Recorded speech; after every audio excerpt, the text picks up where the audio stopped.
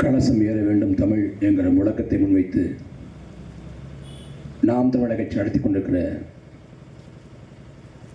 பொதுக்கூட்டத்தில் தலைமையேற்று நடத்தி கொண்டிருக்கிற எம்மையில் அண்ணன்மார்களே, வீட்டிருக்கிற சான்றோர் பெருமக்களை, கூடி நிற்கிற தாய் தமிழ் சொந்தங்களே, உங்கள் அனைவருக்கும் எமது பணிவான வணக்கம்.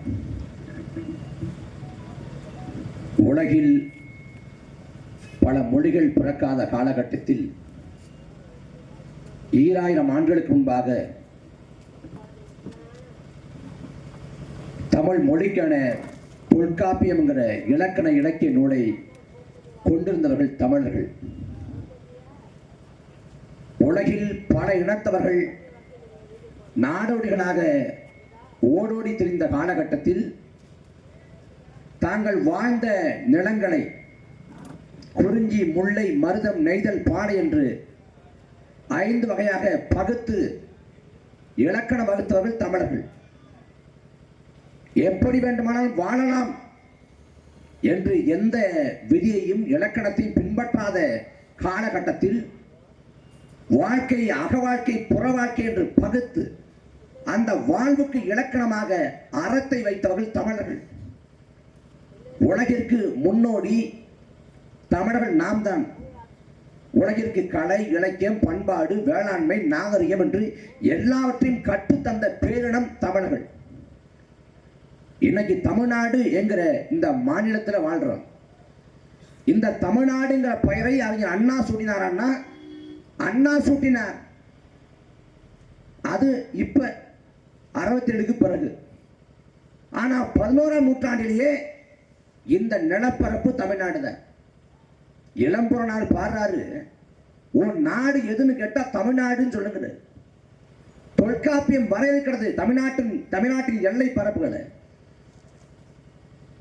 வடவேங்கடம், தென்குமரி, ஆயிடை, தமிழ்கூறும் நல்லுலகம் என்று போற்றி புகழப்பட்ட பறந்து விரிந்த நிலப்பரப்பு இந்த தமிழ்நாடு. உலகிற்கு எல்லாத்தையும் நாம தான் சொல்லி தந்தோம், உலகிற்கு வழிகாட்டணும். ஆனா அந்த இனத்தின் மக்கள் இன்னைக்கு எந்த நிலைமையில் இருக்கிறாங்க? தமிழ்ல வழிபாடு கோரி, தமிழ்ல குடமுழுக்கு கோரி நாம் எங்க போராடுறோம்?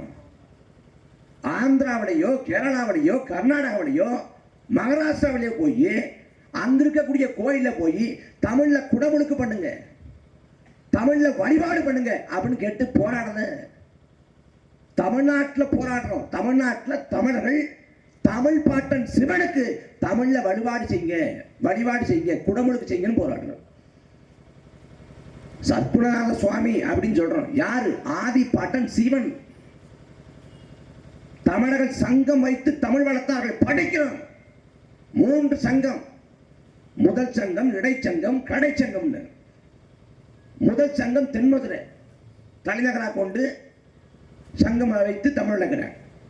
2வது சங்கம் கபாடபுரம், அதை தலைநகராக கொண்டு தமிழ் வளர்க்கிறார். 3வது இன்றைக்கு இருக்கக்கூடிய மதுரை. இதுல முதல் சங்கத்தின் தலைவனே நம் ஆதிப்பாட்டன் சிவன் தான். நக்கீரர் பாடுறாருல, இறையனாரும் எம்பெருமான் முருகவேலும் அகத்தியரும் கட்டி காத்த தமிழ்கிறார். சிவருமானே தமிழை கட்டி காத்தான். முதல் சங்கத்தின் தலைவன். அந்த சிவபெருமானை வழிபாடு செய்வதற்கு, குடமுழுக்கு செய்வதற்கு தமிழ்ல பண்றதுல என்னதான் பிரச்சனை?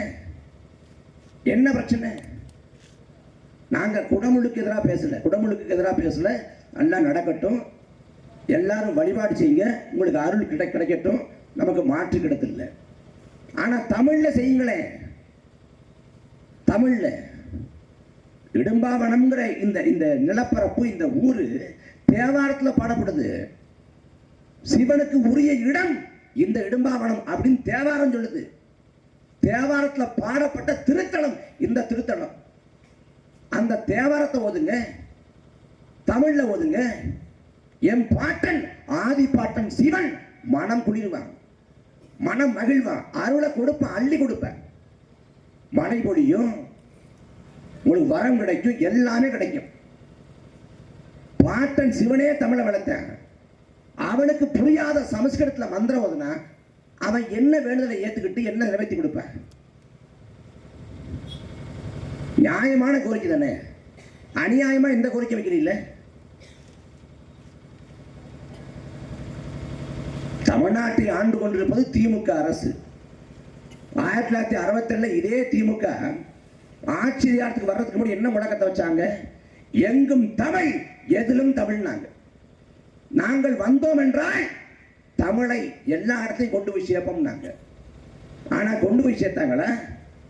1967 மொழி போராட்டம், இந்தியை திணித்து தமிழை சிதைக்க முற்பட்ட போது தாய் தமிழை காப்பதற்காக தாளமுத்துவும் நடராசனும் சிவகங்கை ராஜேந்திரனும் கீழப்பொழு சின்னசாமியும் களத்திலே படியானார்கள். தாளமுத்துக்கும் நடராசனுக்கும் சிவகங்கை ராஜேந்திரனுக்கும் என்ன வயசு? 30 வயது கூட எட்டல. வாழ வேண்டிய வயதில் மொழிக்காக உயிரை ஈந்தார்கள். அந்த நிலத்தில் அந்த மொழிப்போர் புரட்சியை மையப்படுத்தி அதிகாரத்துக்கு வந்த திமுக தமிழை ஒழித்து கட்டுது. திருச்செந்தூர் முருகப்பெருமான் கோயில் ஆதிப்பாட்டை முப்பாட்டை முருகன், தமிழ் பாட்டை முருகன், தமிழ் கடவுள் முருகன். அந்த தமிழ் கடவுளுக்கு தமிழ்ல குடமுழுக்கு பண்ணு அப்படின்னு போராட்டம் பண்றோம். அதுக்கு என்ன பண்றாங்க? தமிழ்ல குடமுழுக்கு பண்ணல, குடமுழுக்கு பண்ணது சமஸ்கிருதத்துல குடமுழுக்கு பண்ணிட்டு வர்ணனை என்ன பண்றான்? தமிழ்ல வர்ணனை பண்றேன். தமிழ்ல பண்ற வர்ணனையை போட்டு அரோகரான்னு போட்டு பாத்தீங்கன்னா குடமுழுக்கு தமிழ்ல பண்ணிட்டோம்.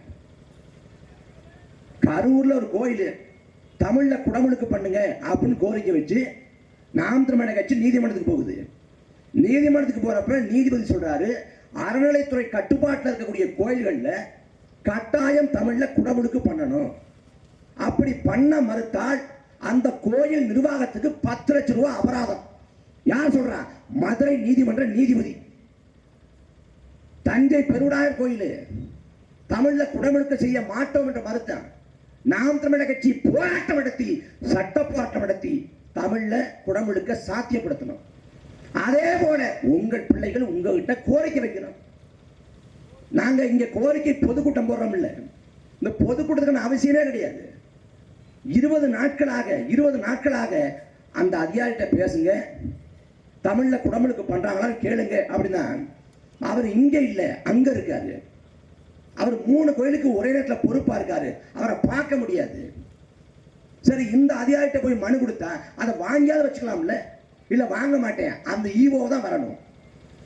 கடைசியில் நாங்க ஆர்ப்பாட்டம் போராட்டம் பொதுக்கூட்டம் அறிவிச்ச பிறகு நேற்று அழைப்பு வருது. நீங்க முன்னாடியே சொல்லக்கூடாதா? நாங்க என்ன சொல்றது? நீதிமன்றம் சொல்லிடுச்சுங்க. நாங்க என்ன சொல்றது? நீதிமன்றம் சொல்லிடுச்சு தமிழ்ல குடமுழுக்கு பண்ணுங்கன்னு. நீங்க நீதிமன்ற உத்தரவை மீறினால் அது அவமதிப்பு, 10 லட்சம் ரூபாய் அபராதம்.